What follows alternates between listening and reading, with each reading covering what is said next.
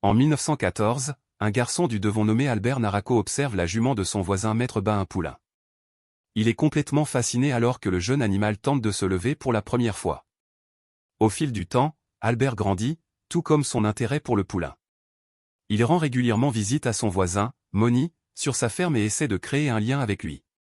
Cependant, en quelques années, le poulain devient un robuste étalon irlandais Bay, une race principalement utilisée pour les concours de saut d'obstacles. Moni emmène plusieurs de ses animaux, y compris les chevaux, au marché local en plein air. Il inscrit l'étalon à une vente aux enchères, espérant gagner de l'argent pour sa famille. Pendant ce temps, le père alcoolique d'Albert, Ted, assiste également à la vente avec plusieurs de ses amis. Il est à la recherche d'un cheval de ferme capable de labourer les sections rocailleuses de son terrain. Mais lorsqu'il voit l'étalon de Moni, il en tombe immédiatement amoureux. Ses amis lui rappellent qu'il a besoin d'un cheval de travail et non d'un animal de spectacle. Néanmoins, dès que la vente commence, Ted mise immédiatement sur l'étalon irlandais Bay. Son propriétaire terrien, Monsieur Lion, est également présent avec son fils David et a des vues sur le même cheval. Le propriétaire terrien entre dans la vente et une guerre d'enchères éclate rapidement. Ted, un homme extrêmement fier, refuse de céder et continue de surenchérir. Il finit par acheter l'étalon pour 30 guinées, une somme extrêmement élevée pour cette époque. Cela le laisse avec très peu d'argent pour continuer à subvenir aux besoins de sa famille. Pendant ce temps, Monsieur Lion est furieux d'avoir perdu et rappelle à Ted que son loyer est dû dans quelques semaines. Après cela, Ted rentre chez lui avec le beau cheval mince et élégant. Sa femme, Rosie, est déçue, sachant qu'ils avaient besoin d'un animal pour le travail à la ferme plutôt qu'un jeune étalon. Ted lui raconte tout ce qui s'est passé à la vente aux enchères et comment il a surenchéri contre leur propriétaire terrien. Mais cela rend Rosie encore plus en colère, et elle se demande comment ils vont payer le loyer maintenant. De son côté, leur fils Albert est plus que ravi de voir l'animal. C'est le même cheval qui le fascinait depuis son enfance. Il supplie sa mère de le garder et promet même qu'il entraînera le cheval pour l'aider à la ferme.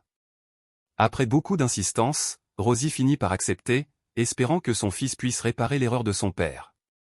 Dans les semaines qui suivent, Albert reste déterminé à entraîner l'étalon. Il le nomme Joey et passe plusieurs heures chaque jour à travailler avec lui. Albert et son meilleur ami, Andrew, apprennent même au cheval à courir vers eux lorsqu'il ulule comme un hibou. Cependant, les choses commencent à se gâter lorsque Monsieur Lion arrive chez les Narako quelques jours plus tard. On apprend que Ted avait précédemment emprunté de l'argent à Lion et qu'il est actuellement à court de fonds. Ted assure qu'il remboursera la totalité une fois qu'ils auront labouré leurs terres et récolté leur culture. Mais Lion rit de cette suggestion, affirmant que le cheval raffiné qu'il a acheté est inutile pour une ferme. Pour humilier davantage les Narako, il propose un marché, s'ils peuvent faire labourer leurs champs par le cheval, il leur accordera un délai supplémentaire pour le remboursement du prêt. Mais si la dette n'est pas entièrement payée avant octobre, il prendra leur maison, leurs terres, ainsi que le cheval. Après cela, Ted, désespéré, se rend à l'écurie et tente de mettre un collier à Joey. Il a du mal à le faire, et le cheval le repousse avec irritation. Albert arrive également à l'écurie et calme rapidement son cheval. Le jeune garçon promet à son père qu'il apprendra à Joey à labourer leurs terres. Au fil des jours, Albert réussit à gagner la confiance de Joey et à lui mettre un collier. Il l'emmène régulièrement au champ pour lui apprendre à labourer. Un après-midi, Monsieur Lion et plusieurs villageois se rassemblent pour observer les progrès d'Albert. Sous pression, le jeune garçon saisit un fouet et frappe le sol dans une tentative désespérée de faire avancer son cheval.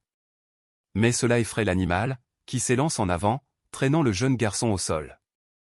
Albert reste déterminé et continue son travail acharné, mais sans succès. Bientôt, la pluie commence à tomber, et Monsieur Lion annonce joyeusement que Ted a perdu le pari. Cependant, Albert remarque que la pluie a rendu le sol plus mou et encourage son cheval à continuer. Il parvient finalement à labourer le champ, et les villageois rassemblés applaudissent. En conséquence, Monsieur Lion est contraint d'accepter sa défaite et accepte à contre-séance de donner plus de temps aux Narako pour rembourser leurs dettes. Après cela, Rosie et Albert discutent dans l'écurie, où ce dernier exprime sa frustration envers son père. Il accuse le caractère impulsif de son père et son addiction à l'alcool d'avoir causé leurs problèmes. En entendant cela, Rosie raconte à son fils le passé de Ted, un sujet qu'il aborde rarement. Elle révèle qu'il ne boite pas parce qu'il est souvent ivre, mais parce qu'il a une blessure de guerre. Rosie montre ensuite à Albert les médailles de son père obtenues lors de la Deuxième Guerre des Beurs en Afrique du Sud, où il a servi comme sergent avec l'Imperial Yeomanry. Il a été gravement blessé au combat et a reçu la Distinguished Conduct Medal pour son courage sous le feu. Albert apprend tout cela avec un respect renouvelé envers son père. Il garde l'étendard et observe Ted planter des graines dans les terres fraîchement labourées. Cependant, les choses empirent quelques semaines plus tard, lorsqu'une violente tempête s'abat sur le Devon. Ted se réveille le lendemain matin pour constater que leurs récoltes ont été complètement détruites par la pluie. Il n'a maintenant d'autre choix que de vendre Joey pour rembourser Lyon avec l'argent. Le jour suivant, Albert est au marché du village lorsqu'un soldat arrive sur une moto. Il arrête son véhicule au milieu de la place du marché et demande à tout le monde de se rassembler. Le soldat annonce alors que le gouvernement a déclaré la guerre à l'Allemagne.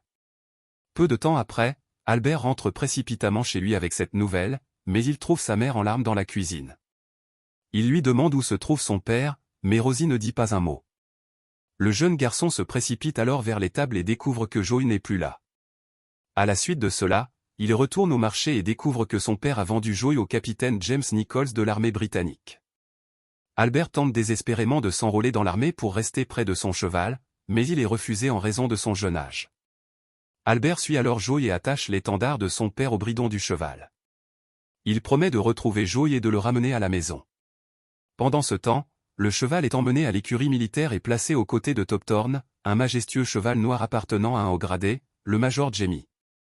Joey est entraîné avec Topthorne pour son rôle militaire, et les deux chevaux deviennent de proches amis. Pendant ce temps, le capitaine Nichols réalise plusieurs croquis de Joey et les envoie à Albert pour apaiser les inquiétudes du jeune garçon. Lorsque la Première Guerre mondiale éclate, les deux chevaux sont déployés en France sous le commandement du major Jamie. Les soldats anglais se dirigent vers le champ de bataille, espérant surprendre les forces allemandes par une attaque surprise. Tous les soldats, y compris le capitaine Nichols, chargent au combat sur leurs chevaux. Dans un premier temps, l'armée britannique réussit à surprendre l'ennemi, mais les Allemands renversent rapidement la situation en déployant des mitrailleuses qu'ils avaient dissimulées dans la forêt voisine. Cette embuscade surprise submerge les Britanniques, ne laissant qu'un petit nombre de survivants. Le capitaine Nichols et le major Jamie sont également tués, mais leurs chevaux, Joey et Topthorne, survivent. Après la bataille, un soldat allemand âgé de 14 ans nommé Michael reçoit la responsabilité d'utiliser les deux chevaux comme ambulance pour transporter les soldats blessés. Joey et Topthorne sont alors contraints de porter sans relâche des blessés vers une infirmerie voisine. Après quelque temps, Michael est envoyé au front tandis que son frère aîné, Günther, est assigné à rester avec les chevaux pour apporter une aide rapide. Cependant, Günther s'inquiète énormément que son jeune frère périsse sur la ligne de front. Le lendemain, alors que les troupes allemandes commencent à marcher, Günther monte Joey et donne Topthorne à son frère. Mais au lieu de se rendre à leurs postes assignés, les deux frères s'enfuient du camp. Leur objectif est de rejoindre l'Italie, mais ils s'arrêtent pour la nuit dans un moulin à vent pour se cacher. C'est alors que leur chance tourne, deux soldats allemands les découvrent rapidement. Les deux frères sont exécutés devant le moulin pour avoir déserté l'armée. Le lendemain matin, une jeune fille orpheline française nommée Émilie trouve les deux chevaux à l'intérieur du moulin. Elle découvre également l'étendard de Joey à proximité et le garde pour elle. On apprend alors qu'Émilie vit dans une ferme voisine avec son grand-père. Un après-midi, des soldats allemands arrivent à la ferme et confisquent toute la nourriture et les provisions. Émilie se cache rapidement dans sa chambre avec les chevaux. Son grand-père parvient à éviter les ennuis en parlant aux soldats, qui repartent sans vérifier la chambre d'Émilie. Peu après, Émilie discute avec son grand-père. On découvre alors qu'elle souffre d'une maladie qui rend ses os fragiles et qu'elle n'a pas le droit de monter les chevaux par peur de tomber. Néanmoins, le jour de l'anniversaire d'Émilie arrive, et son grand-père l'autorise à monter Joey. Elle est extrêmement excitée et galope avec le cheval jusqu'à la colline voisine de leur ferme. Mais cela s'avère être une terrible erreur, car elle tombe sur les soldats allemands qui avaient pillé leur ferme auparavant. Le vieil homme est donc contraint d'offrir les deux chevaux comme paiement pour la vie de sa petite fille. Cependant, il parvient à garder secrètement l'étendard de Joey. Après cela, Joey et Topthorne, avec d'autres chevaux, sont forcés de tirer des pièces d'artillerie lourdes allemandes.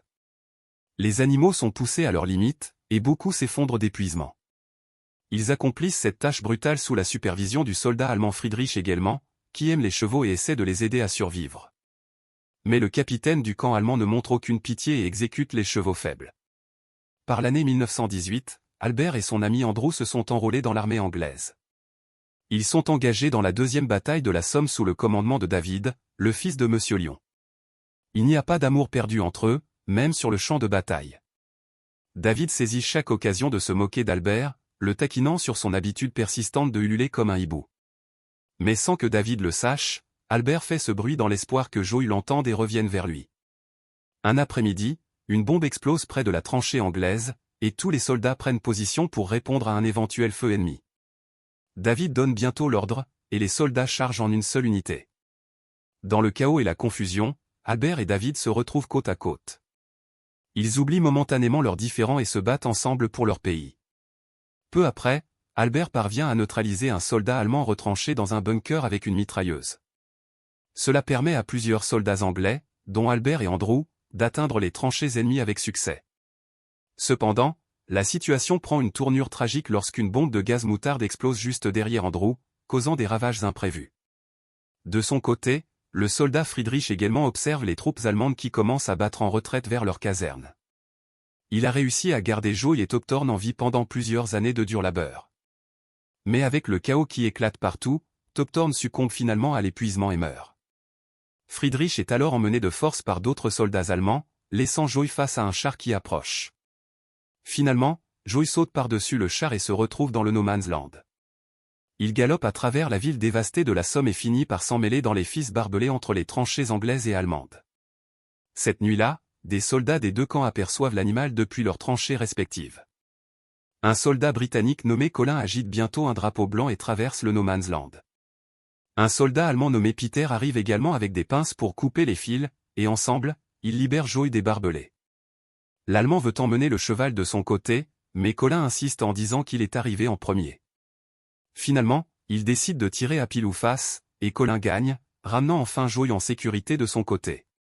Ailleurs, on apprend qu'Andrew a été tué par l'attaque au gaz, mais Albert a survécu. Il est temporairement aveuglé et a les yeux bandés.